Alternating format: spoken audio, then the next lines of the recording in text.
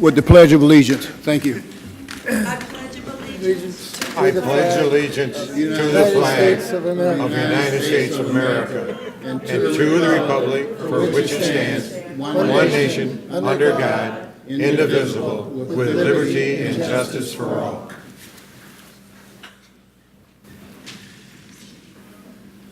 Before we get started, I would like for Officer COUNCI. Is Officer Kopinski in the house? Okay, all right.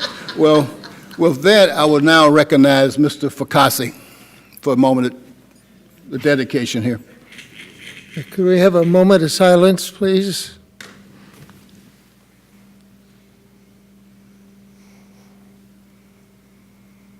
Thank you. Mr. Chairman, why the moment of silence is because a very, very important young man to the quality of life in Southfield has passed away, and it is Dr. Rudetsky with Providence Hospital. I'll give you a little bit of story, and I'll take just a few minutes because it's very important that when Providence Hospital was here, they opened up an emergency wing, and they leased it out to Dr. Ritter and Dr. Rudetsky. And at that time, back in 68, 69, 70, 72, we had a Board of Health with the city of Southfield. That was part of our charter until Oakland County took over the health department. And during that period of time, we heard about something that was happening down in Florida wherein people were using the fire department for rescue. And we sent a fireman there, Marcel Charette, to see what it was all about. And when he came back, he said it was very interesting. And he and Dr. Reif, who was on the Board of Health, Southfield Board of Health, Dr. Ritter and Dr. Rudetsky got together and said, you know, they've got something called emergency help in the home, and we have got to look at it really carefully and see if we want to do that in Southfield. So that was really the beginning of our life support. And so we were the first ones in the United States to have the life support that we have today. And the first month that they went into business, and how it really worked was that 3 firemen went into a panel Ford truck that said life support and went to a home where they were called, and instead of having just oxygen and an ambulance, they stabilized the person right there, got them ready to go to the hospital, and took them to the hospital in emergency. In the first month, we saved 9 lives a month. And today, I think the numbers, I was talking to Myron, I think I heard we have about 14,000 runs today. And Dr. Rudetsky was one of those that really pushed it forward. And not only that, it helped going to the state and federal government to get a Good Samaritan Act passed where the fire department could go into a home and assist in stabilizing a patient and getting them to the hospital. The fire department under Chief Foote started it. They were trained by nurses that went to the fire stations, and they became what we know today as emergency help. And so I just wanted to bring that forward because, you know, I just can imagine, because of that program, how many lives in Southfield were saved. And not only that, but people who traverse through our community, people who work in our community, and people who live in our community. And so he died at a young age of 78 years old. And so he's going to be buried tomorrow. And I just thought that we understand how life support really came about in the city of Southfield and in the United States. It started here in Southfield. Thank you very much, Mr. Chairman. Thank you, Mr. Fakasi. As I started off earlier, we met with the Chief of Police last week relative to some issues that we thought we were having here in the city building and also this chamber. And I would just announce that we have Officer Kopinski tonight with us, and you can stay seated back there, sir. So in the future, we will be recognizing our officers who are present with us. With that, the next item on the agenda would be, I would like to recognize our wonderful state representative, Jeremy Moss, for a legislative update.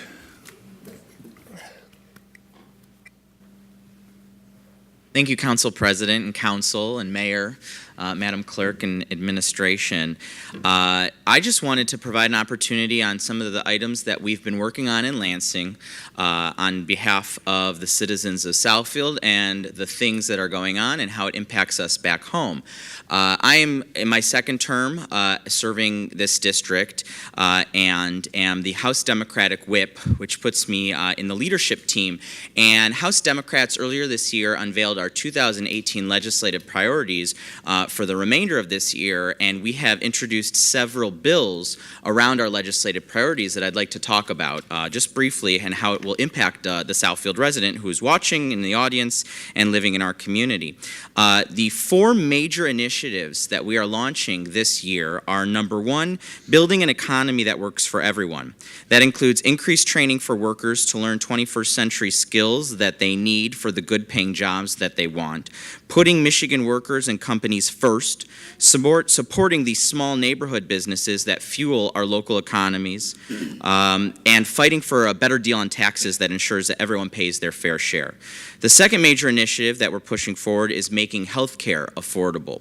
That's supporting families by tackling skyrocketing prescription drug costs. And we actually launched an initiative right here in Southfield. The mayor was present to create a consumer protection board within the Department of the Attorney General to investigate any price spikes of prescription drug costs and force those drug companies to actually justify those costs.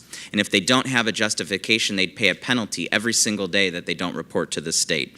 Another initiative about the affordable health care is protecting seniors by ensuring they're able to retire with dignity and protecting the Healthy Michigan program, which is the Medicaid expansion program here in Michigan. Our third major initiative is supporting student success, providing a quality education through the support of great educators, reining in classroom sizes, and giving students the freedom to choose the path in life that they would like by offering community college promise to all Michigan residents. And then lastly, I think the most prominent that I hear in my office that you probably hear in your capacity in the city level is building quality infrastructure. That includes fixing our local roads while creating good paying jobs to do so, expanding and strengthening broadband access for families in every corner of the state, and holding corporations that pollute our natural resources accountable. And we certainly know something about that in Southfield, having just dealt with the oil drilling controversy at the corner of 9 Mile and Evergreen. So I wanted to talk really very briefly at kind of an overview of some of the things that I've been working on to fit into those four policy buckets that we've identified. First and foremost, roads. When I was on the city council, we presented a plan to the Southfield voter that would put $99 million into our local roads over the next successive 11 years. That was a ballot initiative in November of 2014. It passed with an overwhelming amount of support from the Southfield residents, and road construction began November of 2014. And Southfield, as we all know, leads the communities in Oakland County in local road construction. A lot of that has to do with that ballot initiative that the voters supported. A lot of it certainly has to do with the leadership of the council and mayor for making sure that those taxpayer dollars are used wisely. Then I head up to Lansing, and it's just like night and day. The amount of disinvestment the state leadership puts into roads throughout the state. The legislature passed a roads plan in October of 2015 that was mostly based on cuts, some $800 million in cuts to get to $1.2 billion of investment. You can't cut your way to the prosperity that we need and to the money that we need in local roads because you're creating a pothole elsewhere, either in the state budget or elsewhere in the services that we rely upon. So the problem is that we haven't put enough money into roads. And I've been working steadfast to reverse that. We have a rainy day fund fund in the state of Michigan that's pretty healthy right now. It's raining in Michigan, and we need to make sure that we actually adequately support local communities that are responsible with taxpayer dollars in fixing roads so that they can continue to do so. And I'm committed to that and have been committed to that. We just put an additional $175 million into our budget from last year as a boost to road funding. That's peanuts. In the grand scheme of things. We asked to boost that by a $75 million boost, and the majority declined to increase that $175 million.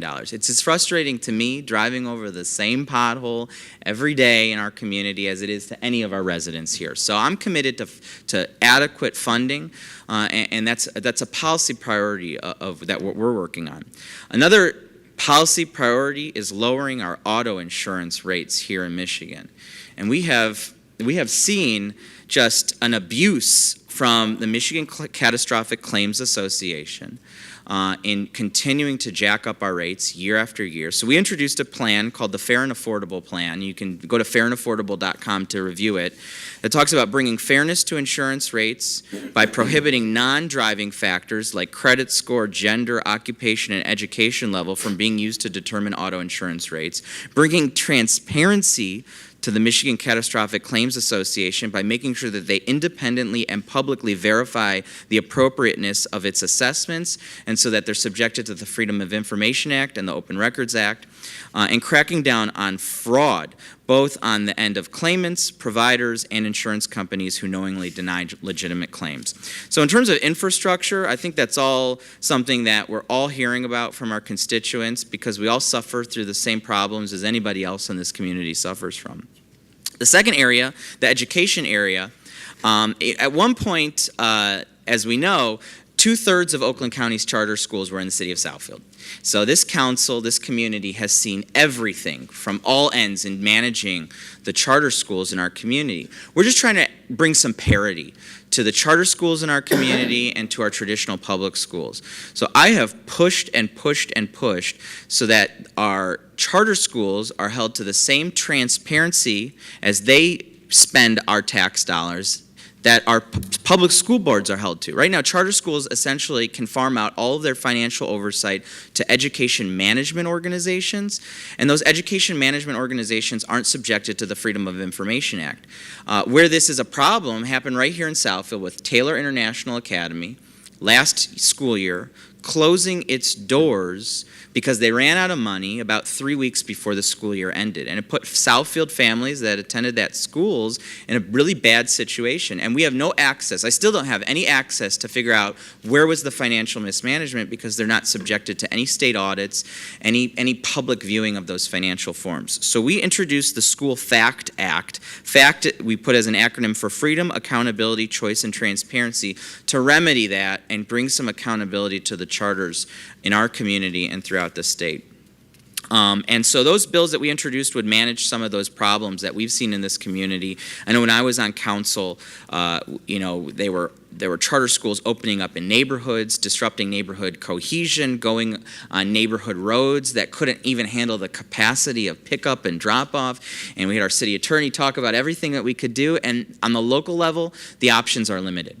And so we're trying to reverse that on the state level to at least shine a light on how these charter schools operate, so we can have a better accountability on where our taxpayer dollars go and empower local stakeholders to make sure that those charter schools aren't bad actors in our community. And then the last thing, probably that has been a personal project of mine, and I want to recognize Jason Hoskins, who's my legislative director, who has been really on top of helping us manage through this, is price gouging.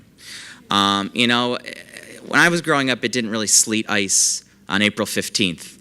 So the climate is changing. And with that, we're seeing more extreme weather events in our community. And last year, our community suffered through a historic windstorm and power outage that left a lot of Southfield families without power in those cold nights in early March. And some of them had to seek shelter in emergency places, including the motels in our district.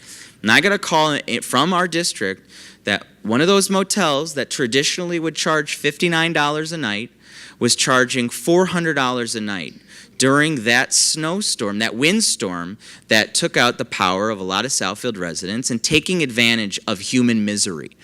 And so we set forth to research what can we do to prevent bad actors in our own community from price gouging Southfield residents in need. 30 other states have a price gouging law that deals with specifically price gouging during an emergency declaration. We are not one of those 30 states. So we've taken best practices from those particular states around the country and have introduced, I sponsored House Bills 5714 and 5715 that would ban gouging on lodging, gas, food, medicine, and other essential items during a period after which an emergency declaration is called. And that could be an act of terrorism, an act of war, or an act of nature. And so these bills would catch us up to the 30 other communities that protect consumers by making sure that the goods or services, including lodging, would not exceed the highest price during the 180-day period preceding the declaration of emergency. This is based off of something that happened in our community, in our district, based off of a phone call after a windstorm that came into my office. So we're working hard to make sure that we have bipartisan support for this, and it's a best practice that we've seen across the country. We want to make sure that we're protecting the Southfield consumer so that they're not subjected to price gouging. We have a broad price gouging law that does not specifically deal with emergency declarations. So I want to commend Jason for all this research on this, and the Southfield residents who reached out to our office so that we can actually solve some problems that are happening back home. So that's my legislative update. I hope I was as short as the mayor asked me to be. And I'll take any questions in my capacity as state representative for our community. Wait, any council have any questions? Thank you for your report. It's awesome as usual. Thank you. Okay, Mr. Frazier. Thank you so much for the update. Of the items that you talked about, are they mostly bipartisan or?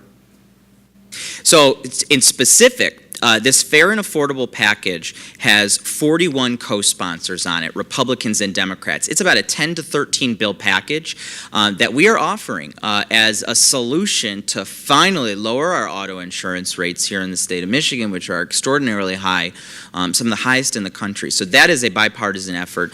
And we're working at the School Fact Act. We tried as hard as we could to reach out to the other side of the aisle. We have a lot of ideological differences with those who support a DeVos agenda in Lansing, and this would butt up against the DeVos agenda. And so it's tough in the atmosphere that we're in now to find bipartisan support to hold charter schools accountable. Okay, and the question about the auto insurance, because Michigan is the only state that has a catastrophic insurance. Do you expect pushback from the insurance companies? Because they've been trying to get rid of it for a long time.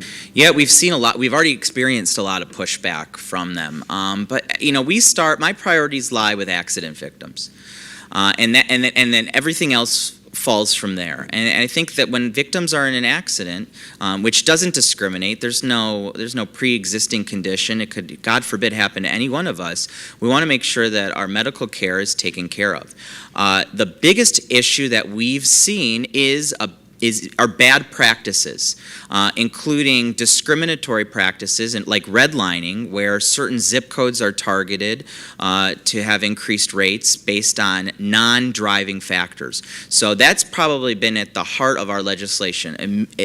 Eliminate those non-driving factors that lead to discrimination in communities like Southfield that keep our insurance rates higher just because we are closer to the urban core than other communities. It should be your insurance that you pay should be based on your driving record primarily, and so that's at the core of our legislation. And you know, Councilman, we have seen a lot of pushback from the insurance industry on that. The last thing is, this year I'm the chairperson of the legislative subcommittee, so whatever we can do to help keep us involved. Yeah, you got it. That's a commitment I definitely make. I've enjoyed a very good working relationship with each of the 7 of you and the mayor and our new clerk. So I'll continue to partner with you and continue to keep you informed as we do from my office. We will email you on a weekly basis as we continue to do as there's legislation that comes out of Lansing and how it impacts us here back home in Southfield. Thank you. Mr. Moss, with respect to one of your items that dealt with infrastructure, is there bipartisan support for improving the infrastructure in Michigan? Because Michigan is noted to having the worst infrastructure in the Great Lakes region. And we had a report a couple months ago about spending per capita, and Michigan was dead last of the Great Lakes states as far as spending on infrastructure. So have you gotten bipartisan support, or is there pushback? It's very difficult to address this issue in Lansing when we have a majority party that many of whom signed a no tax pledge. That's basically a no governance pledge. That is we are quitting to find solutions for the Michigan resident. From my experience as a councilman and as a state representative, people have told me, sure, that my taxes are too high, but more than that, I hear my tax dollars don't work for me. And so there's been a trust in this community between the taxpayer and our local unit of government, especially in that that November 2014 ballot initiative that we as a community, when I was on council, asked our community to support the ballot initiative. Mm-hmm. And the community trusted us to spend those tax dollars. And as a result, we've put, $97 million in our roads over the last 3 years, with another $30-something million coming this year. That's road construction that this community has seen, and still it's not enough. And so anyone who I serve with that says, well, it's complicated, it's a problem, our funding formula, it's tough. No, we need more money. Right. And what are we going to do as legislators to figure out how to put more money into our roads? And the second you sign a no tax pledge, you've given up. It's not that I want to tax anybody, but we're already paying taxes in the terms of fixing our cars. The average Michigan resident is paying hundreds of dollars at the auto shop. And so I would like to cut that off and figure out how can we actually spend money in infrastructure that lasts rather than, the new windshield or the new tire or the new rim. And so I want to take the credibility that I guess I've earned in Southfield in spending city dollars wisely and say, trust me to spend those state tax dollars wisely, because right now we're not spending them at all. And as a result, we have infrastructure that's crumbling beneath us, and it's been tough to find bipartisan partners who are serious about this issue. Okay. All right. If there's no other the mayor. I'm sorry. Go ahead. I kid Jeremy about his reports, but he's done a great job of being very visible as state representative and reporting back. Not only does he show up here, but he shows up to the other communities he serves. I'm also pleased to know that you've listened to my remarks about road construction, because it's very true.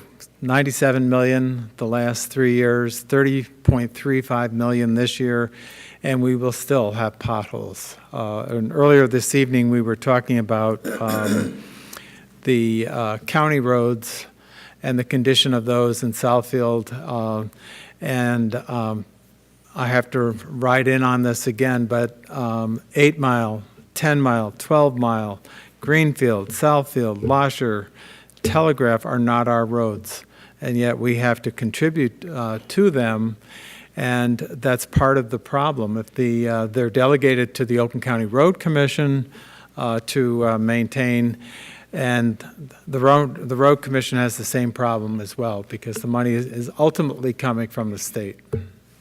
Mm-hmm. Thank you. Well, Mr. Moss, I appreciate it. A very good report, and we are encouraged that you were in Lansing Yeah, thank you. And if any of the constituents want to reach out to me in my capacity as state rep, you can call my office. You can visit my state website, which is moss.housedems.com. That's a state website. My office line is 517-373-1788. My email is jeremymoss@house.mi.gov. We're here to work for the neighbors here in Southfield. All right, thank you. All right, thanks. Thank you. Okay.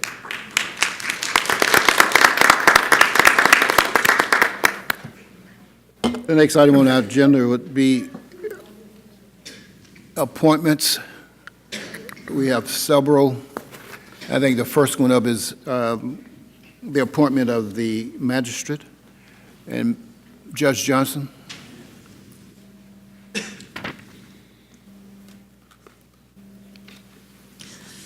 Thank you, Council President, to members of our council, the mayor, the clerk, as well as city administration. Good evening.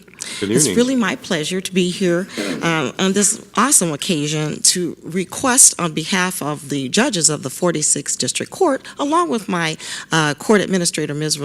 Shalide, we're here to request the approval of our appointment of Ms. Tiffany McEvans-Dalla as one of our new magistrates for the 46th District Court.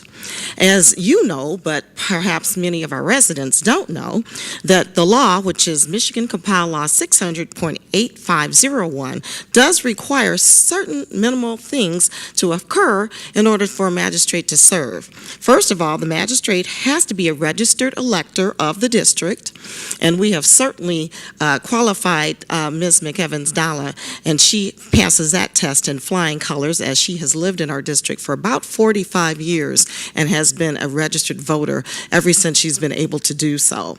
And the other requirement that we have to fulfill is that we have to come before you as the governing body of our district control unit that contains more than 50% of the population of the district. And when we say district, that is the district of our court, as we are a third-class district court. And even though our court covers the communities and we have jurisdiction over cases from Southfield, Lathrop Village, Bingham Farms, Beverly Hills, Franklin, and Southfield Township, you are the major point of our governing body, and so therefore we have to appear before you to get this approval. And I'm so honored to be able to do so. A lot of times people always ask, what is a magistrate? What does a magistrate do? What they don't realize is that the duties of a magistrate are pretty much set forth in a statute as well, and that's Michigan Compiled Law 600.8511. And it gives a broad variety of duties that a magistrate can be assigned to perform. It's a very serious responsibility that affects really the total administration of justice in our communities. So they can take on a lot of the work that the judges might otherwise do. So you can understand why it's so important to go through a search process to find the person that has all of the proper qualities that would be necessary to perform this job and to really give administration of justice at the highest supreme level for our citizens. The statute really allows many things to be done. I sign an administrative order, and the judges here, we decide what we want our magistrates to do. So there are a number of duties that she will be performing. She can perform arraignments and sentencings upon guilty pleas and no contest pleas for many misdemeanors that are designated by the statute that do not exceed 90 days in jail, a fine, or both. She also can arraign and sentence upon pleas of guilty or no contest for any violations of the Michigan Motor Vehicle Code. She can also, if the maximum possible permissible punishment does not exceed 93 days in jail or fine or both, then she can, except for certain violations of that motor vehicle code, also deal with those cases as well, and she can arraign defendants on any type of motor vehicle code and set bond. She'll also issue search warrants under general authority, and under certain conditions, she can also issue warrants for the arrest of persons. She will be fixing bail as well as accepting bond in all criminal cases. She will hear and preside over civil infraction admissions, as well as she will be able to perform other duties such as marriages, and hear small claims cases in the small claims division of the court, which is very important because many of our residents appear in small claims, they don't have lawyers, and they're depending upon a fair and just resolution of their case, which they can feel comfortable with that justice has been done. Now, we conducted a significant search. We posted the position, and we looked at a number of different candidates, and we had very, very fine candidates. So we were in a great position because it was really a tough decision to make. But Ms. McEvans Dala really came shining through as the final candidate. She comes to us with a wide variety of experience in both civil and criminal law and even probate law. And she started out with a great educational background as well. She is a graduate of Tennessee State University with a Bachelor of Science in Criminal Justice. She also is a graduate with a Juris Doctorate degree of the Thomas M. Cooley Law School. While she was in law school, she really excelled and performed at the highest level. She was on the dean's list. She was a part of the invitational mock trial competition, and she was a semifinalist in that. She received a certificate of merit in a trial workshop and was part of the national mock trial competition as well, in which she was a semifinalist. So right early on, she really set the tone of the type of lawyer that she was going to be, and she strives for perfection. So after she graduated from law school, she became a teacher here in the Southfield public school system from 2000 to 2001. She also has a wide variety of legal experience after that. She clerked at a local firm and did wills and estate for clients, did civil and criminal and probate matters. She left that employ in 2005 and went to the Misdemeanor Defenders Association, where she obviously worked on criminal matters in the misdemeanor realm. She also then worked at another law firm as an associate before she hung out her own shingle to open up Tiffany M. McEvans and Associates PLLC. And I've known Ms. McEvans since about 2007, and she's practiced before all of the judges in our court. So I know firsthand how prepared she is and the type of lawyer that she really is. And she gives 100% of her all when she represents her clients. Her private practice constitutes representation in misdemeanor and felony matters, as well as traffic violations. She does civil cases such as breach of contract, garnishment, and negligence matters.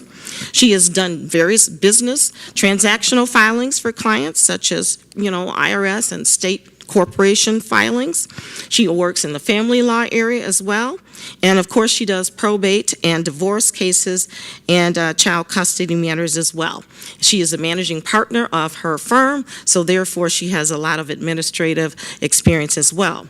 On top of all of that, she is an adjunct professor at the Thomas M. Cooley Law School, teaching fundamental trial skills to law students in an interactive learning environment. So I must say, when you're looking for a candidate that has worked in just about every area that the district court covers, as well as other legal areas, Ms. McEvans was certainly our choice. And so, having said all of that, I think she is well qualified statutorily, as well as in her educational background and in her experience to serve as a district court magistrate. And I can tell you one of the most important factors that we feel is that the magistrate have the type of demeanor that is necessary to maintain the cool and calm and collectiveness while adjudicating cases, because sometimes our constituents are upset. And the court really has to set the tone for the proceeding. And we feel that she also has that background and that experience, as well as that kind of demeanor, that I think will do us very proud to have her adjudicating these serious cases on our behalf. So if you don't have any questions of me, you might have a few from Ms. McEvans Dala, but we're certainly asking you for your approval of her appointment as magistrate. Thank you. We will take this as a standalone. Are there any questions, counsel? I do.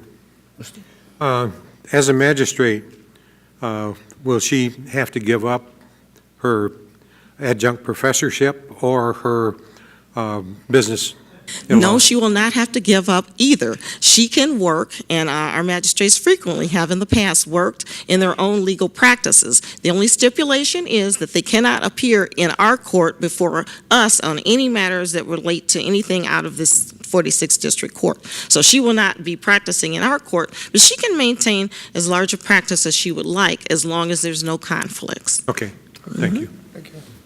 I would entertain a motion. Mr. President, I move we approve the appointment of Ms. Tiffany Evans Dollar as the magistrate. Support? It was moved by Mr. Cruz, supported by Mr. Frazier, that we approve Mrs. Dallas as the magistrate for the 46th District Court.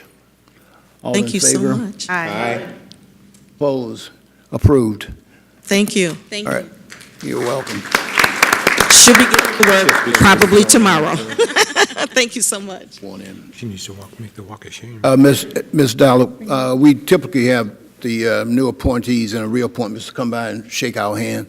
You have to take the oath? No, she's already been sworn in, correct? Yeah, the judge has already sworn her in.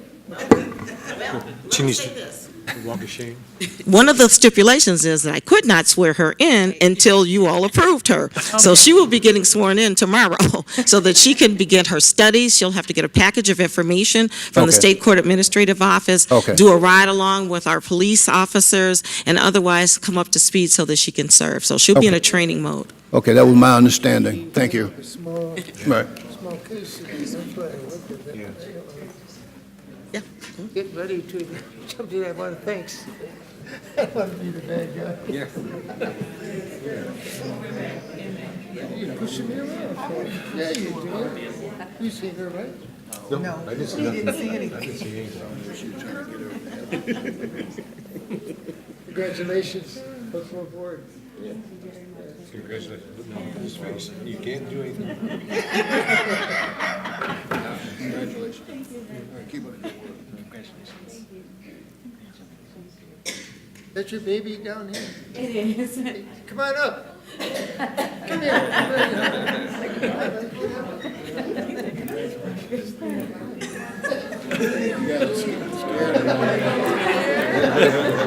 I don't blame you.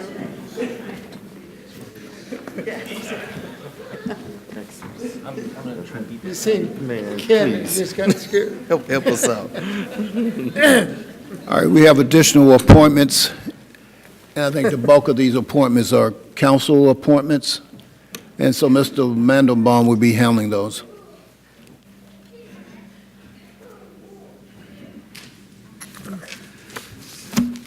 Good evening.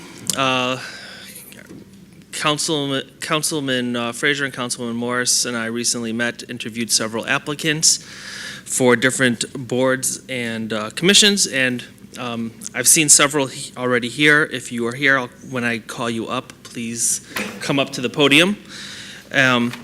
We have the Board of Review. We have the reappointment of Willie Davis. The common questions are also what do boards and commissions do. I'm going to give a quick one-sentence synopsis. But the Board of Review meets a few times a year, and they hear appeals from people on their tax assessments. We have the Building Authority Commission with the appointment of DeMario Brown. The Building Authority has oversight over a lot of the city projects that we do, which include the Beachwoods renovation and some other things around some facility improvements. We have the Commission on Senior Adults. We have the appointment of Sarah Habbo, the appointment of Dr. Beatrice Thomas, and the appointment of David Walker. Commission on Senior Adults, as many of you know, deals with issues regarding seniors. They're currently working on a project to make it with AARP to have a senior-friendly community. We have the Total Living Commission. We have the reappointment of Kyra Harris, the reappointment of Sabina Heller, and the reappointment of Deborah Watland Medley. Total Living Commission deals with quality of life issues within the city. And we also have the Veterans Commission with the appointment of Danny Craig. And the Veterans Commission deals with veteran affairs and helps with other veteran-related issues, such as housing, jobs, different programming as well. Thank you. Mr. President, Mr. Frazier. I move that we approve the appointments and reappointments of the individuals that Mr. Mandelbaum has just recited. Support. It's been moved by Mr. Frazier, supported by Mr. Cruz, that we approve the appointments and reappointments as stated by Mr. Mandelbaum. All in favor? Aye. Opposed? The ayes have it. You are now appointed to your respective We'll have position the city clerk. after being sworn in.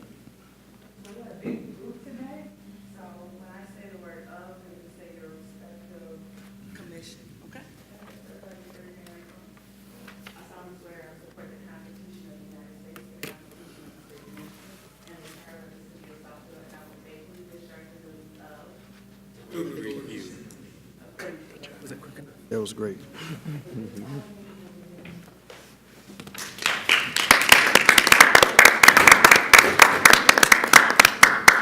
We have no backup material. I don't. Huh? Are you on that board? No. Not that one. You ready to fuss it? Already fussing somebody. You on that board? Yeah. You don't have no backup. Hey, congratulations. Congratulations.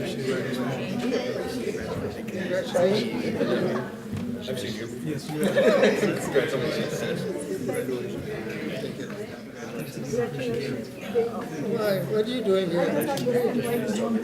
Well,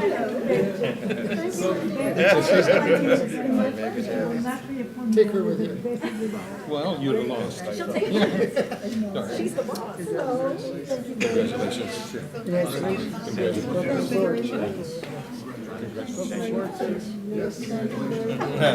Keep up the work.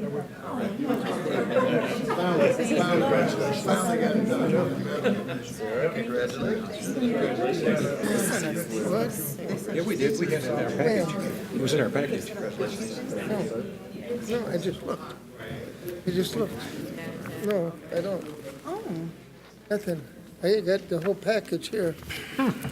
yeah, we got these. I just have the committees that are going to speak. Huh. I just got the speakers. You want to see? No, no, it's all run down. Yeah. No. I do my homework. Yeah, mine was behind this Tiffany McEvans, the one we just sworn in, was on a paper. Okay, to keep the meeting flowing, we will now, I thought I just read that. the meeting will continue, and we would like to There they are. quiet. The consent agenda items for tonight are items, We got to do the minutes. Minutes? did we do the minutes? Not yet. Oh, Just sworn on. well, we got to wait on the clerk then. Yep.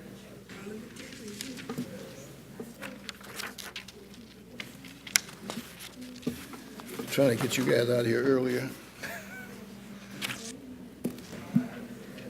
Assuming we all have power, maybe this is better. Yeah, yeah, yeah.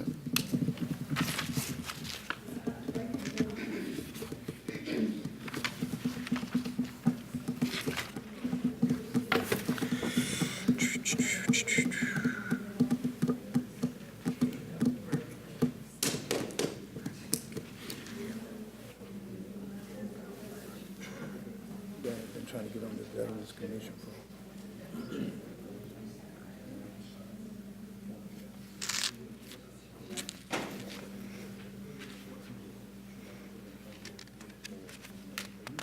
I'm on. So, Kept talking.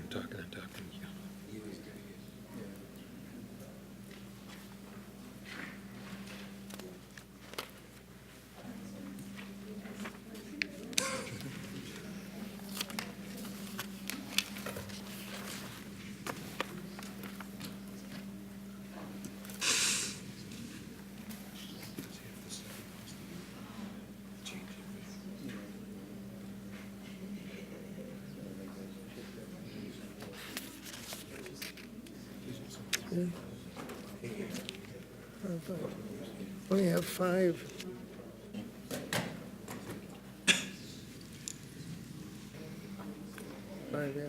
It's the new apartments. Our clerk is, you ready, Madam Clerk? Our clerk is back in the chair. We have minutes. Can I get a motion to approve and or disapprove? Mr. President, Mr. Frazier. I move that we approve the minutes of the regular meeting of March 19th, 2018, and the regular meeting of March 26th, 2018. Support. It was moved by Mr. Frazier, supported by Ms. Taylor, that we approve the minutes of March 19th and the regular minutes of March 26th. Is there any discussion? Seeing none, all in favor, say aye. Aye. Opposed? The minutes are approved as presented. We will now go into the consent agenda. The first, let me announce too that for our audience, please go to the clerk site. There's a lot of detail in all these minutes, and I would just give some highlights and where I can give fiscal impact.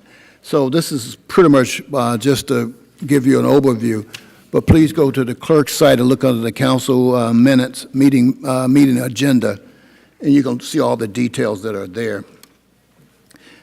Consent agenda item for fiscal year 2017, 2018, 2022, 2023 capital improvement plan approval. The capital improvement plan is authorized by the Michigan Planning Enabling Act, PA 33 of 2008, as amended, and is required by the Redevelopment Ready Commission, by the Redevelopment Ready Committee's certification by Michigan Economic Development Corporation.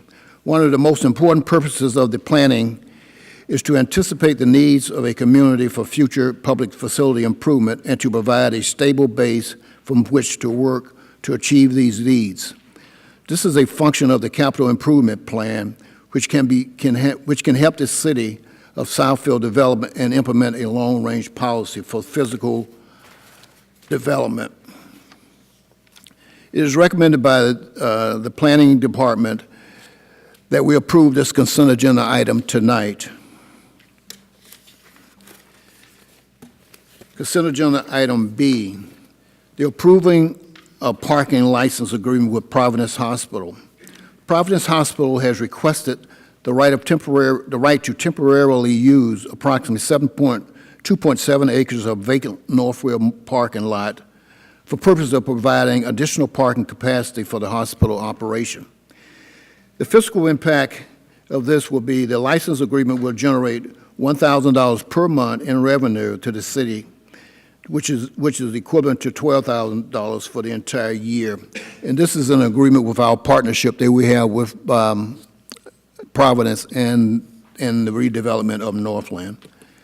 Consent agenda item C, receipt of bid for section 15, Evergreen Trail Water Main and Paving Improvement. Our purchasing department received 5 acceptable bids from contractors pre-qualified through the city request for contractor qualifications process. The proposed project will take in the north half of Evergreen Trail subdivision and the 4 mile of Winchester Street. Work include water main replacement on all streets, asphalt road reconstruction on Berkshire, concrete patching on remaining subdivision streets, and ADDA ramp upgrades. The fiscal impact of this particular project is the acceptable low bid of $3,705,633.51 was submitted by Parmar Enterprises, that's P-A-M-A-R Enterprises of New Haven, Michigan.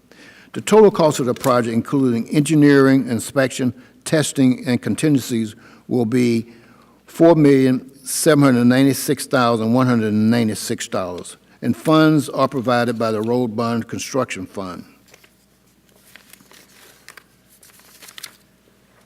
Consent agenda item D, approval of assignment of industrial facilities exemption certificate and agreement with Autolib ASP Incorporated.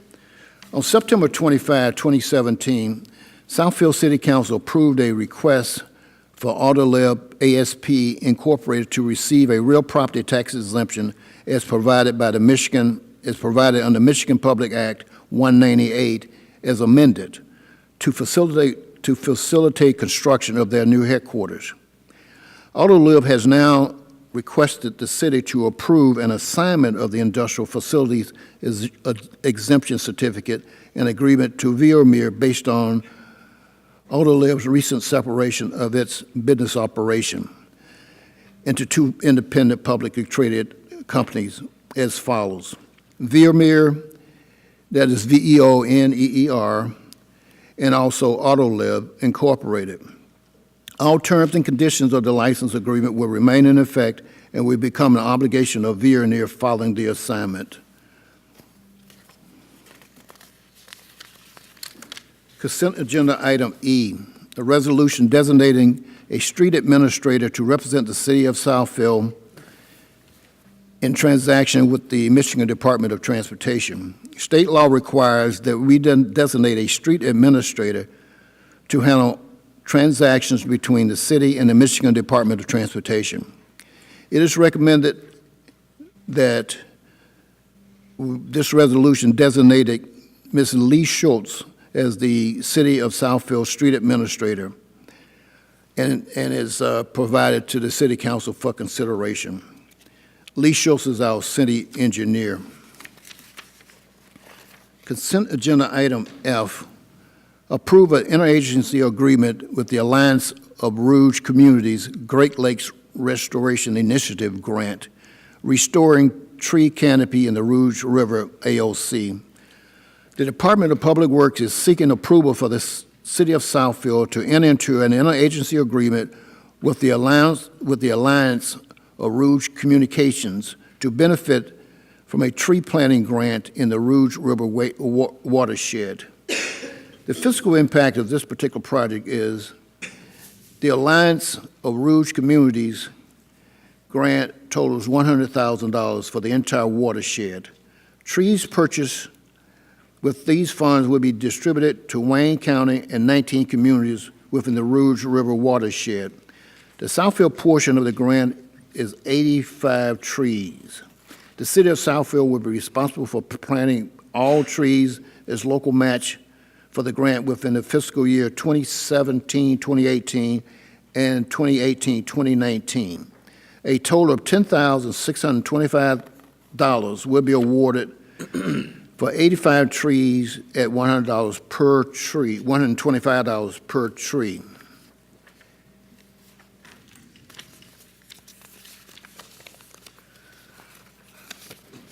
Consent agenda item G, the West Nile Prevention Funding Assistance. Background, the West Nile virus is a mosquito-borne virus that can cause a wide range of illnesses from the mild flu-like cases to serious life-threatening cases. According to the Center for Disease Control and Prevention, 2018 data indicates the risk of the West Nile flu virus will exist in the United States. The fiscal impact, Oakland County has designated $191,000 to be distributed to communities to address the West Nile virus. Southfield can obtain $9,941.73 under this funding program. Our net expenditures are expected to approach the grant value. These expenses are eligible for reimbursement from the Oakland County funding program.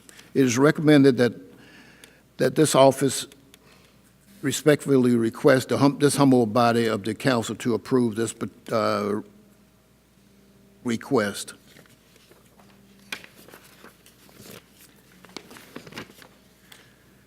Consent agenda item H. In December 2016, Michigan legislators began taking various actions to understand and address the issue of statewide pension and retiree health care liabilities. They began to collect relevant data and establish a blue ribbon commission of various stakeholders. That commission report issued in the summer of 2017 recommended certain reporting requirements, restrictions on establishing new benefits without adequate funding, and creation of a municipal stability board to assist communities in finding ways to tackle their liabilities. In December of 2017, the legislature passed Public Act 202 of 2017, that is PA 202, which codified many of the recommendations of the Blue Ribbon Commission. The state provided a next step in this particular Public Act 202, and the next step was we can request a waiver using Form 5584, which permit the City of Southfield to provide some background information to the state so that further steps by the Municipal Stability Board intervention can be prioritized.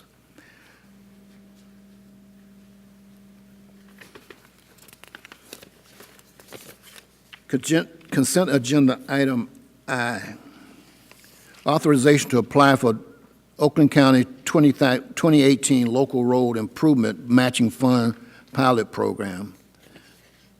Department of Public Works is seeking permission to apply for the Oakland County 2018 Local Improvement Matching Fund Pilot Program to assist in the cost of reconstruction of Lockdale Street and Case Avenue. The purpose of the program is to improve economic development in Oakland County and to assist municipalities by offering limited funds from state stationary revenue sharing funds for specific targeted and maintenance and/or improvement projects. The fiscal impact of this the estimated cost of the reconstruction of Lockdale Street and Case Avenue is $3,003,470, and the maximum 2018 Local Road Improvement Program matching fund is $172,588. The city's required match shall be paid from the major street bond. Council, that is the extent of the consent agenda items. Mr. Chair? President, before we take the vote on the consent agenda items, I wanted to pull consent agenda item D for discussion. Okay. D, we will pull consent item D for additional discussion. Mr. President, Mr. Mandelbaum. I'd like to approve consent agenda items A, B, C, E, F, G, H, and I. Support. It was approved by motion by Mr. Mandelbaum and supported by Mr. Frazier that we approve all the agenda items except D, which is being pulled for additional discussion. Is there any additional discussion on these items? How do you vote, council? All in Aye. favor? Aye. All in favor, aye. Those opposed? Okay, that ayes have it. We will now open item D, approval of assignment of industrial facility exemption certificate with Autolib. Yeah, I was just looking over the information over the weekend, and it just said that there was an exemption of taxes for 12 years.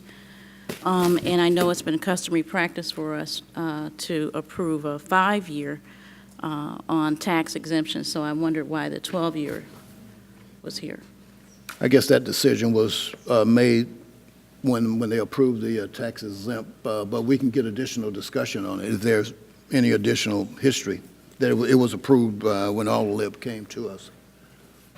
What was approved? The tax? 12 years. A 12-year exemption. They're asking for the approval this evening, correct?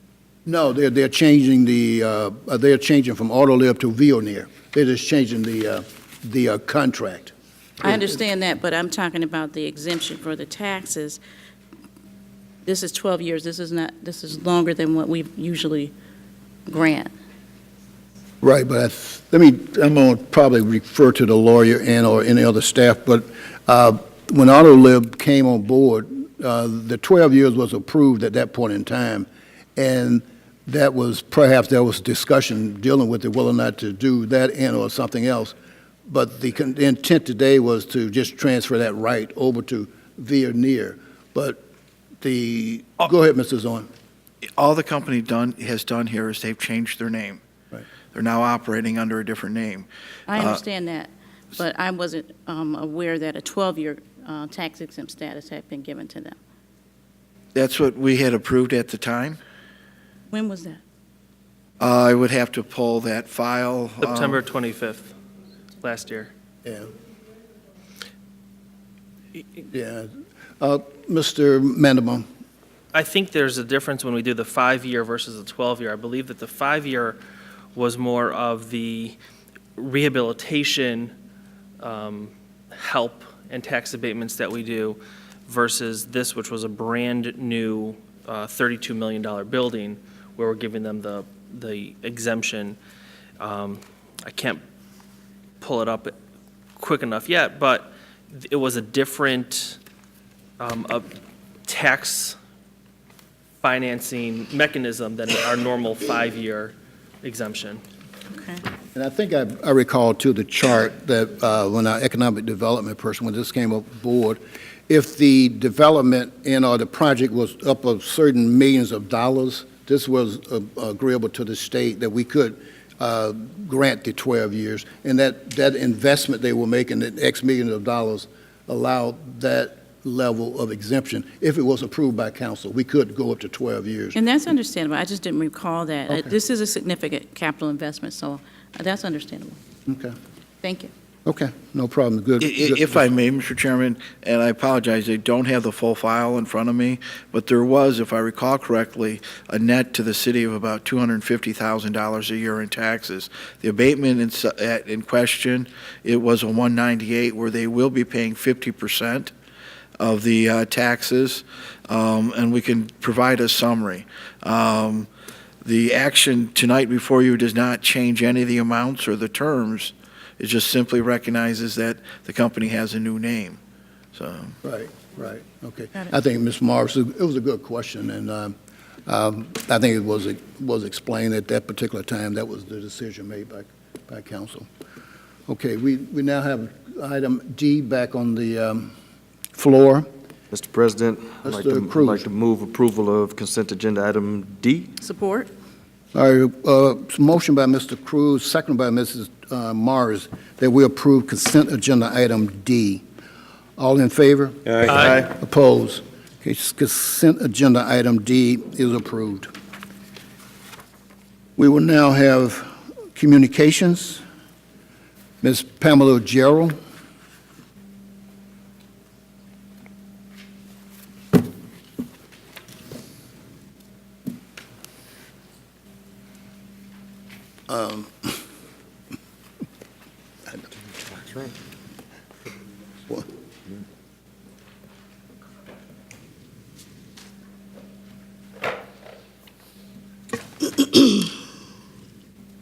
Residents, you know who I am. I am still your independent voice for Southfield. On Monday, March the 12th, Councilwoman Tanya Morris gave a meeting at the Southfield Public Library. The purpose of the meeting was to discuss the Neighborhood Revitalization Initiative, or NRI. The goal was to show residents how to avoid foreclosure on their homes and how to prevent their homes from becoming a part of the group of properties owned by the NRI. At this meeting, there were 2 representatives from the Oakland County Treasurer's Office. Noticeably, there were no other members of the City Council president at this questionable meeting. On March the 19th, after the study session, I raised the issue with the city attorney and the city administrator about whether or not this meeting was inappropriate or a violation of the city's ethics policy called the City Officials and Management Employees Ethics Policy. Remember, the ethics policy was put in place because Councilwoman Sylvia Jordan, the former councilwoman, attempted to give an event using all the city's resources under the auspices of a justice forum, but it was really a self-entitled event to promote her candidacy for mayor, and she lost. Because of her efforts, her event was what you refer to as a prima facie case of professional misconduct and abuse of power. If you refer to your draft of the ethics policy, section 8, and it's the areas that I have highlighted. It speaks to the fact that this should not be done. So I asked a few questions, and I did not get any answers from the city attorney or the city administrator. And the question was, the foreclosure meeting, was it only sent, this letter, was this letter only sent to residents that were delinquent in their taxes? If so, how did this list get to the councilwoman to invite only the people that were delinquent in their taxes? I want to know at the meeting, was there a representative from the NRI organization to discuss these homes? I want to know, how was the library used, and how did we get the library to give this room for this particular purpose? Now, you know, if the residents are not able to use what they pay for, which is the city library with the millage, I want to know, how can one single council person use the city staff, the city's resources, the city edifice to give something that none of you knew about? And I ask you, I asked for COUNCI, I think, I asked I think it was Frazier. And I did ask you, Fred, how is this possible? So answer my questions tonight, or I'm going to use the library for something. My time is up. Mr. Gerard Mullen.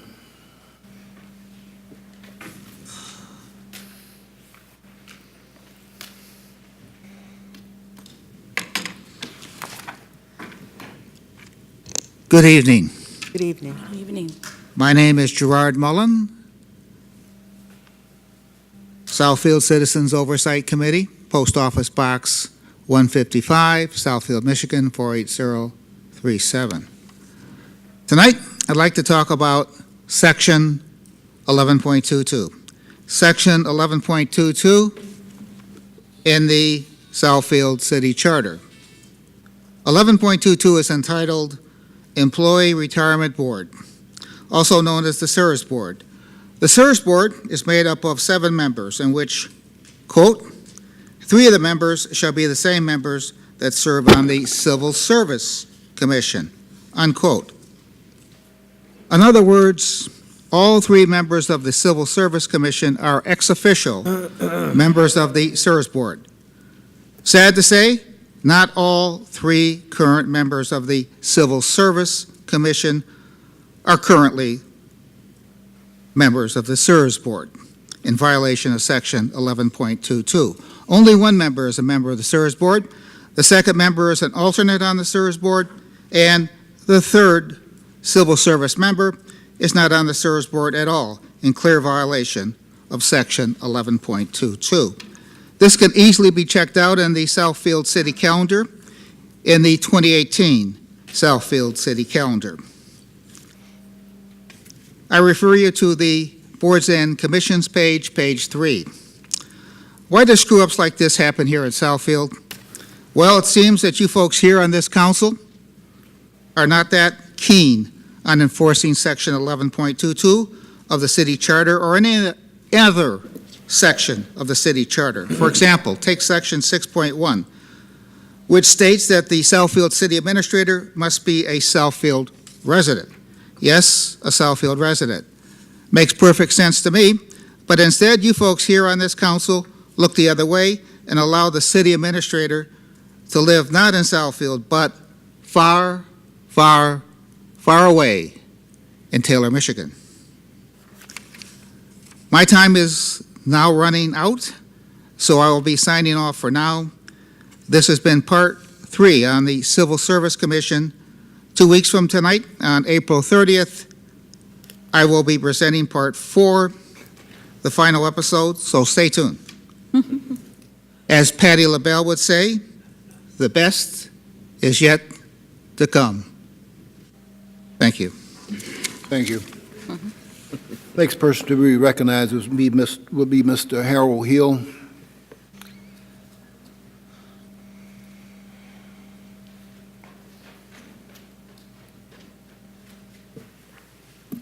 Hello, my name is Harold Hill. It's fun following Mr. Gerard.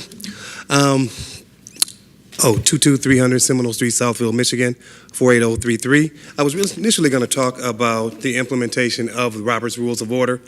I'm glad you guys are implementing it. Keep up the good work. So I'd rather change directions this time, though, and just talk about something that I came up with May 8th, the 2018 special election. Thank you, Mr. Councilman Frazier, for bringing up the fact that it is a school board election and not the council. But I think that our people in Southfield deserve to hear about the special election because don't hear much out there about it. So I just looked up some information and just wanted to kind of pass it along to those listening. What is the May 18th sinking fund millage? It is a tax to all properties for the next 10 years to fund improvements and repairs to Southfield School District facilities. The tax revenues are generated to exclusively used for the purpose of stated in the ballot language. No money is borrowed, so there is no debt issued to the taxpayers. So that's one part of it. And I guess because they had a decrease in the refinancing of their bonds of a 0.7 mil reduction in the school debt, they can pass that forward, and they wanted to add 0.7 mils onto the new tax. My question is there a reduction in the tax because they closed so many schools, like Southfield High, or Southfield Lathrop? They closed that school and several others. So is that one of the reasons why there's I'm not talking pro or con on the issue, but I just like to find out more information. And also, all of the districts, or what is it called, voting facilities, are not open for the special election. But if it's a tax for all houses, will everybody get a chance to vote? Because that's what it states here. It says tax on all properties for the next 10 years. So I just wanted clarification. Thank you. Thank you. We will now recognize Mr. Gregory Killer.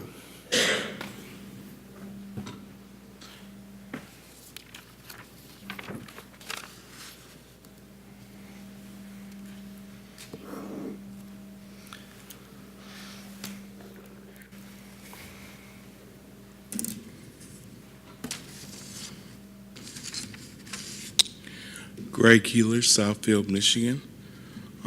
I would come before you to say thank you for looking into the handicap problem with the parking.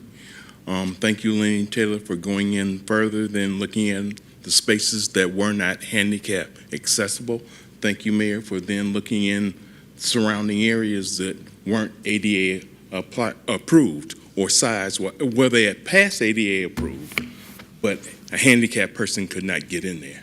Mm-hmm. And so some of the parking spaces I looked at with Lenny, they were spots that were actually islands, and then a spot for even a regular person couldn't go into. Or then they had the signs stuck in front of where you're supposed to walk in between for somebody to park. So it's like, okay, should these spots be handicap accessible or non-handicap accessible? Should some of the ramps that we walk up and down be accessible for handicaps? When you park in a handicap spot, you generally have a sticker on there or a plate. It should say the years should end. If it's blank here, that's not a handicapped person parking there. That's somebody else who just got something blue sticker up there. And then the digits up here, all those digits should match the person that's driving that vehicle. That handicapped person should be inside that vehicle.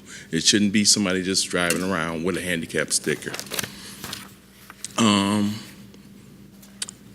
also wanted to thank you for looking into all the other issues, Mr. Meadowbaum, with asked me about had they picked up my yard waste and everything else. We'll find out this weekend since we had the storm. Because they did do the first time, skip a week, and did Lois Lane. But I just generally appreciate everybody, when I bring up questions, looking into them and then getting back to me and responding to me. I do appreciate that. Thank you. Thank you. We will now move to the council portion, and we do have one travel report, expense report. Mr. President, Mr. Frazier. I move that we approve the travel expense report for Daniel Brightwell to the Michigan Political Leadership Program in Dearborn. Support. Been moved by Mr. Frazier, supported by Mr. Cruz, that we approve the travel expense report for Daniel Brightwell. All in favor? Aye. Opposed? Ayes have it. Thank you. The council portion, Mr. Fakasi. Yes, Mr. Chairman, there has been some notices sent out to the owners of gas stations regarding their ice boxes. And I'd like to have council put it on one of our study sessions to look at it, at the ordinance. The code states that auto-related, it does not say ice chests or boxes, it says auto-related. When you talk about auto-related, it's more than gas stations, so everything that is auto-related. And I think that sending out notices just to gas stations is totally wrong. And I bring up the point that we've just had an emergency. We have half the town with no electricity, and people are running around looking for ice. And because there is ice available at these facilities, they're helping out in emergency ways. And I don't think that unless they're impairing movement, right-of-way, handicapped, or whatever it be, that they not be excluded from using them at the gas stations. Most of them are outside, and they're filled from outside, and they are something that people use each and every day, and especially when there's an emergency. And I'd like to have that in one of our discussions and help these people out. We had an individual here from a gas station when we had the hearing a couple weeks ago. And I don't think we addressed his concern or any of the other members who received notices. But I'm opposed to just them picked up out of the way, meaning just gas stations, and doing away with these ice boxes when they are, at the time of an emergency, very, very valuable to residents. Mr. President, that item will be referred to the Legislative Committee, and we'll study it and bring it back to the council. Okay, that sounds appropriate. Mr. Mandelbaum. Yes, I just want to, a couple of reminders for people that tomorrow is tax day, so please make sure if you get those mailed in, postmarked, in order to try and get a refund, or hopefully a refund, and hopefully you don't owe any taxes. But also, on April 21st, Saturday, we are having Household Hazardous Waste Day at our facility on 8 Mile and Evergreen between 9 and 2, so you can get rid of everything that the trash pickup usually will not take. We also have our Southfield's community 60th anniversary celebration on April 29th. Here at the pavilion from 2 to 6, we're going to have a lot of different entertainment options and different things for everyone, young and old. Again, that's April 29th, the Southfield's 60th anniversary from 2 to 6 here in the pavilion. So I know it doesn't seem like summer's around the corner, but summer jobs are around the corner. And our Parks and Rec Department is looking for for many different applicants, from counselors to lifeguards for all their different activities. I also want to let residents know that with the power outage that many people experienced yesterday, myself included, that Public Works sent out 3 crews today with a chipper machine, and they're going through the neighborhoods trying to get rid of as much branch brush that may have fallen that has been sent to the curb. So please be patient while they send out their crews. I wanted to address several of the speakers tonight to try and clarify some information. Mr. Hill mentioned the school board elections. While he is correct that it's not something that we did as a council, I did receive a postcard from the public schools, and the reason that they had a 0.07 mil reduction was because they refinanced some bonds last year, which had a reduction in their millage, and they're trying to, I believe, add another 0.07 for their sinking fund. I hope that helps clarify that. And then through the chair to the city attorney, Mr. Mullen mentioned the city administrator and his residency requirements. I believe that state law trumps our city charter, and our state law does not allow residency requirements. Can you clarify that, please? Right. In general, that's absolutely correct. The amendment to the state law was done, I want to say in the late 90s, to prohibit residency requirements, except under certain situations. And that position is not one of them where it would be allowed. And so, yes, clearly state law would trump the charter.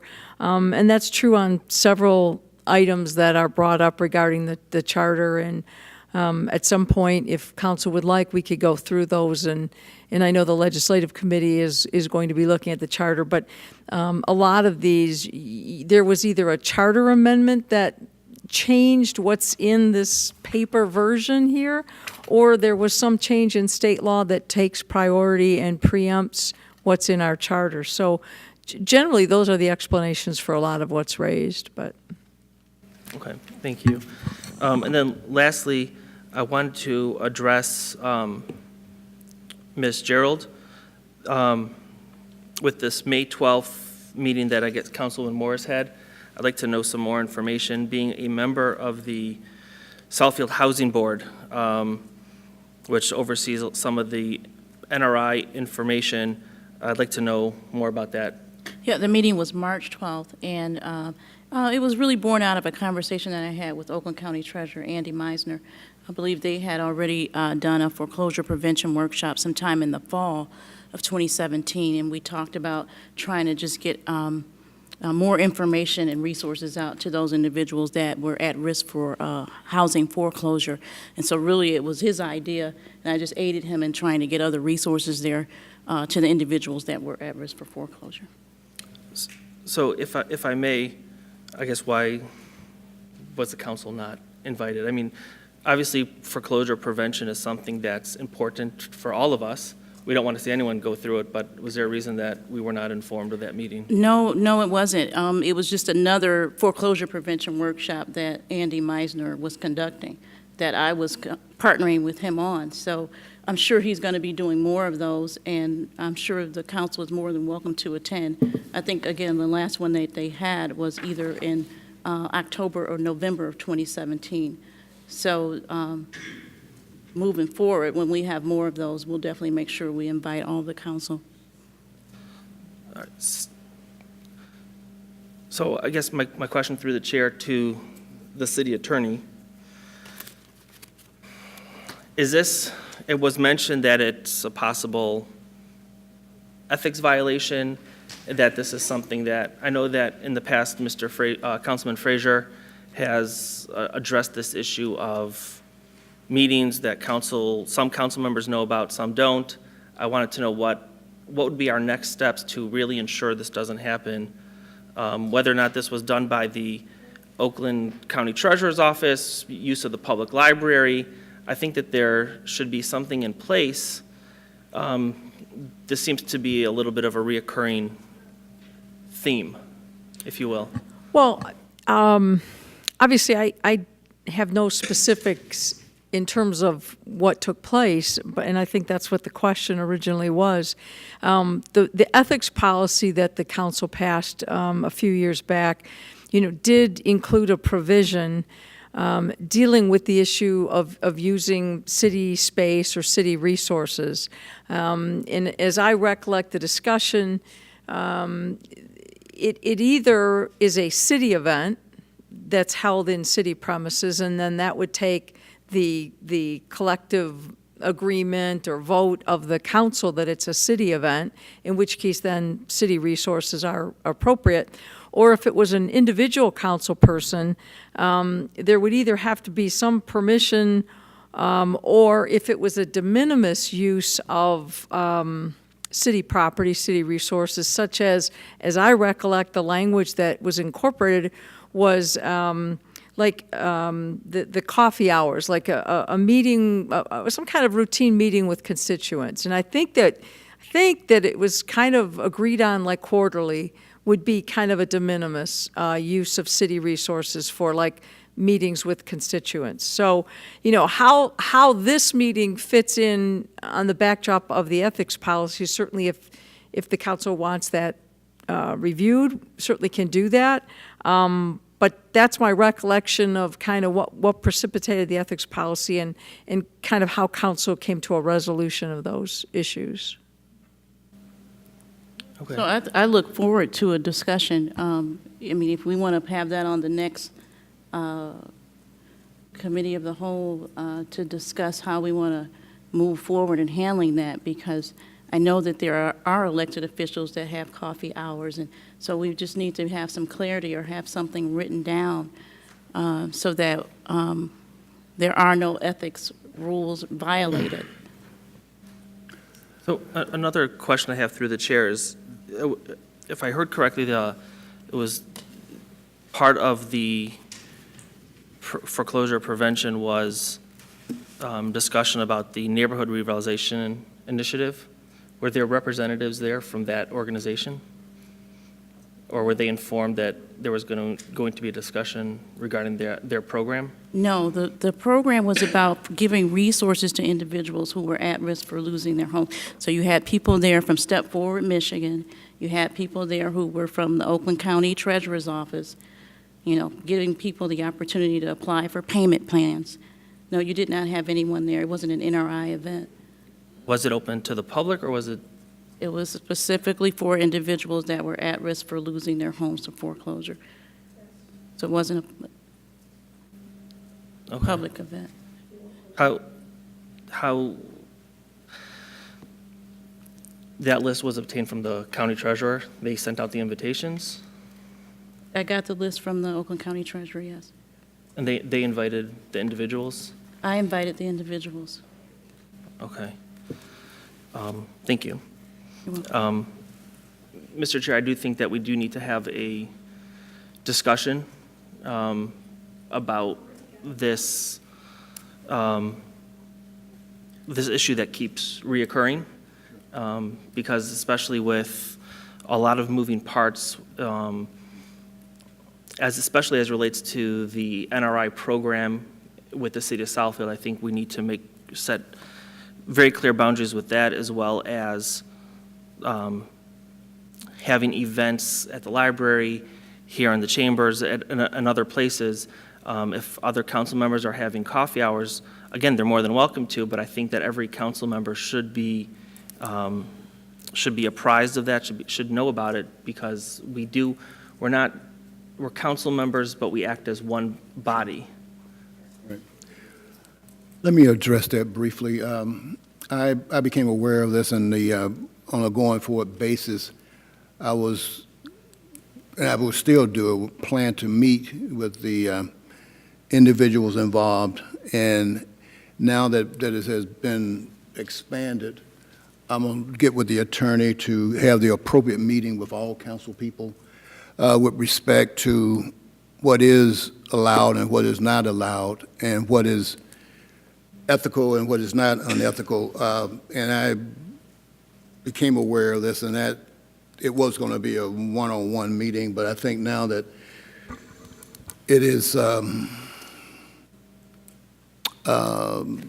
explored, and it'll be good to get all 7 council people involved, and anyone else and clearly our city attorney and anybody else that we need to get involved. So I will work with the city attorney, the clerk, to schedule something and to go over these particular issues, because it has come to my attention that a couple of these things have popped up over the last few years. So it's time to to make sure everybody's on the same page, everybody's we're in lockstep with respect to why the council is here and what we will do to serve the constituents that we served. And we will do it in an ethical and legal manner. So, Consequences. If the ethics policy is violated, what are the consequences? Because if there's no consequences, then get rid of the policy. please, you're not being recognized. So I will arrange for a meeting, and we will, as a council, with consideration of our legal counsel and the charter and everything else that rules this particular body, it will be looked at in that particular manner. So it will be addressed. Thank you.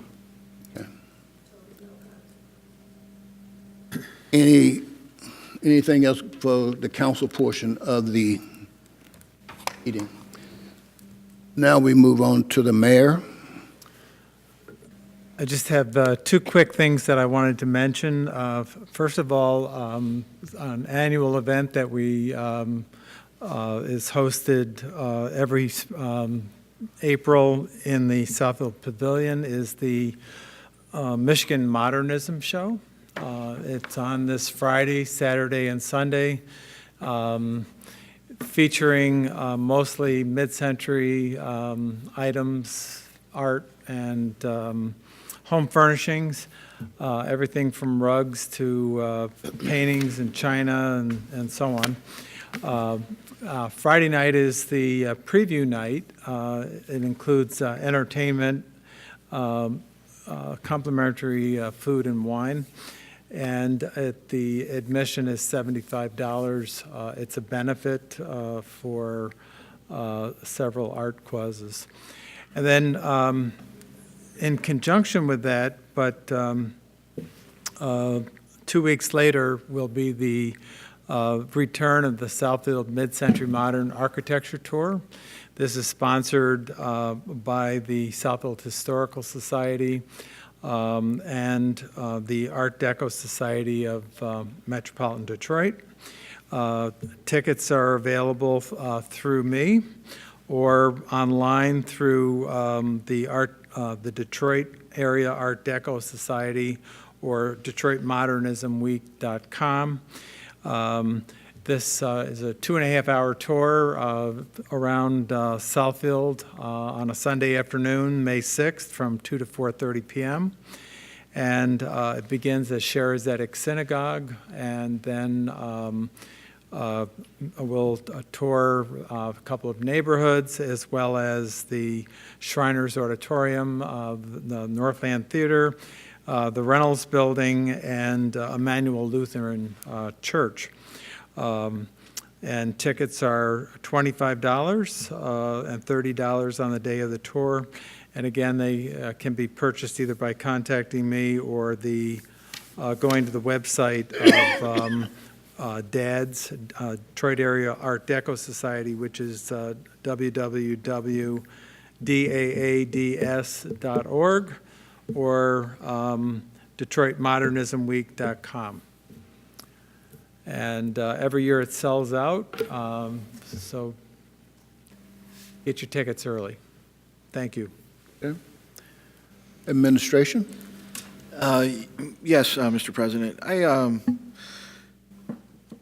just want to comment on the dialogue regarding NRI and the Southfield nonprofit. I want to just remind people here, as we go through this exercise, I somewhat feel the nonprofit's role is being soiled. And we have an entity that, and I've said this to the council before, in December 31st to 14th, without the recent work that's been done, you would have had about 400 people lose their rent subsidies. You had an entity that was losing money every year. And all of a sudden, through some very creative financing, a lot of hard work, some tax credit work, we positioned that entity to have a net of $10.6 million that is now working with the city and doing some real good. Throughout the city, every section of the city, I can show you where our values, where what we've done. Yes, people have lost their homes, not by any wrongdoing of the city of Southfield or any wrongdoing of the Southfield nonprofit or any wrongdoing of the Southfield NRI. People fail to pay their taxes, not 1, 2, 3, in most cases 5, 6 years. Exorbitant interest rates were paid. Had we not acted, someone in the marketplace would have acquired those properties. And I can guarantee you this, no entity would have put the type of money we have put into these homes. We've had homes that have had losses as high as in excess of 60,000. But what did we accomplish with that? We actually have homes in neighborhoods where we have comps in excess of $85 a square foot, where when we started this, you only had $45 a square foot. So this has always been about raising the value of our homes and our housing stock for everyone. As administrator, I sit here meeting after meeting. I decide, very seldomly do I respond to a lot of comments in publicly, but I think this is an entity that's done a lot to benefit this city. Our task, and as we turn 60 the end of this month, is incredible. I mean, we're rebuilding our infrastructure. We've got the Northland challenge in front of us. Just this afternoon, I met with our development team met with two bankers from a local bank, and we're going through the merits in Northland, property across the street, the smart zone. Well, we know this, in order to survive, we need to figure out in a 10-year period how we get another $1 billion worth of value back in our books. Tonight you acted on an item regarding our longevity cost, our retiree health care. And, as we indicated in the letter, we're pleased with the funding levels of our CSRS pension system as well as our police and fire pension system. We have a lot of work to do with our retiree health care system. Well, we are in better shape than most communities. We have a lot of work. Earlier, Council Morris, during the study session, asked me what our revenue sharing number is. That number is $6.5 million. Only a few years ago, it was $9.5 million. Proposal A is costing us about $400 million in value not being taxed. I'm confident with the interest we see in the building department and the activity that with the right strategy and continued leadership, we can get to that growth strategy. But it really takes all of us working together, the same team. I recognize we will have our differences in how things are done, but we have to keep a unified front. The stakes are too high. I've told some of my staff that, professionally at my age, this is probably my last hurrah. And I plan on going out on a winning streak, knowing that when I do leave here, this city's well positioned to place and meet the economic challenges in front of us. So, $1 billion in 10 years, we can do it. Northland, one of the statements that one of our consultants made today is, if we don't win that fight, that's our southern flank. We got to hold that part of the fort down. If we're not successful there, the cancer and economic deterioration will continue to spread. What we're doing in our neighborhoods, people in Michigan Municipal League are talking about it. Only a few weeks ago, it was recommended that we nominate the activities of the nonprofit, the city, and NRI for recognition because what we've done to stabilize those values. So, let's continue to keep a positive front, work together, move the city forward. This is about the values for all of us in our properties and the long-term success of this community so we can get another 60 years of growth. Thank you. Thank you. Thank you. Madam Attorney? Nothing this evening, thank you. All right. Clerk? I just wanted to address Mr. Harold Hill's question. He spoke and talked about whatever piece of paper that he had that talked about every house. As stated 2 weeks ago, the city of Southfield, the taxing jurisdiction, according to the school district, is divided into 3 school districts. We have Birmingham schools, we have Oak Park schools, and we have Southfield schools. So according to where you live, you are taxed according to that school district. So it's every house that will be in the Southfield School District will be a tax according to whatever taxes that the Southfield School District has put in place. Same as for Birmingham and same as for Oak Park. So every standing home here in this jurisdiction will be taxed differently when it comes to our public education. Thank you. Okay. Mr. Treasurer and the planner, assessor, engineer, nothing to schedule. We have an ordinance to enact. Mr. President, Mr. Frazier. I move that we enact ordinance number 1691. Support. Been moved by Mr. Frazier, supported by Ms. Taylor, that we enact ordinance number 1691. All in favor? Aye. Opposed? Ordinance 1691 is enacted. There nothing else. This meeting is adjourned.